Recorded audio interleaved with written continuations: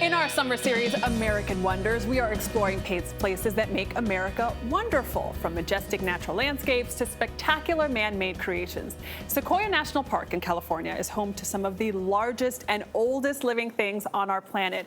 And as Jonathan Vigliotti shows us, a visit to this forest is a step back in time, even in an age of global connectivity. It's morning here in Sequoia National Park, an ancient forest high in the Sierra Mountains of California. As we made the climb through its winding switchback roads, this is unbelievable. They're like huge buildings. The park's main attraction reveals itself. I'm surprised there aren't more accidents on this road from people just like looking up.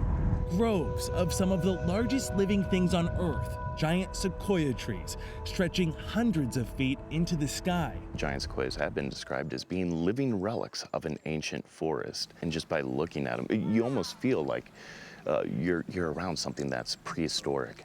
Daniel Blankenship is Sequoia National Park's interpretive ranger. He's one of many caretakers of this forest, which is home to its most famous resident, General Sherman, the planet's largest tree. It's not the world's tallest, it's not the world's widest tree either.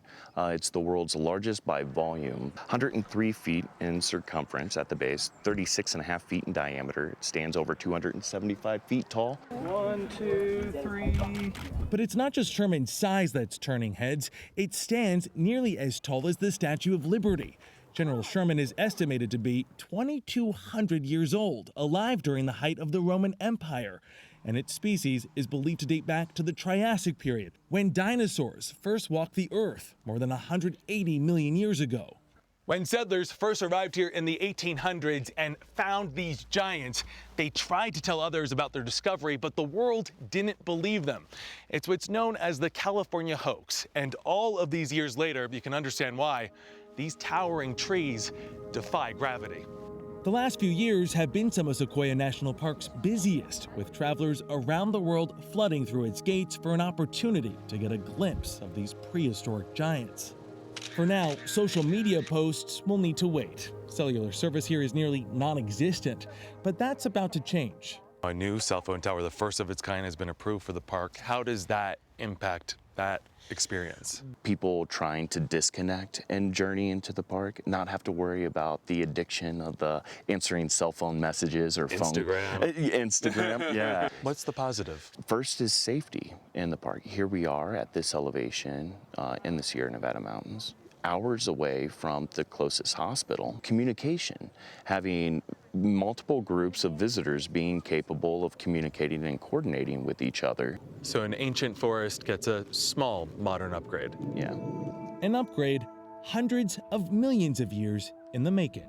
For CBS This Morning, Jonathan Vigliotti, Three Rivers, California. Thank you, Jonathan Vigliotti. If you haven't been, you must go. You walk around, you leave the day with a crook in your neck because you spend so much time looking at it. It really is spectacular. They're majestic. And don't even bother taking pictures. Well, take your pictures. Yes. You do it and you try to fit it into a little camera lens. You look at your phone and it's like, somehow it doesn't translate. Pictures don't do it justice. No. Unless you're shooting for CBS, because that looked pretty good. Yeah, unless you're a professional. Yeah. And speaking of the professionals, follow us on our CBS This Morning Instagram page. And also this, the National Park Service will be taking over our account today, and they will be featuring photos from iconic parks all across the country.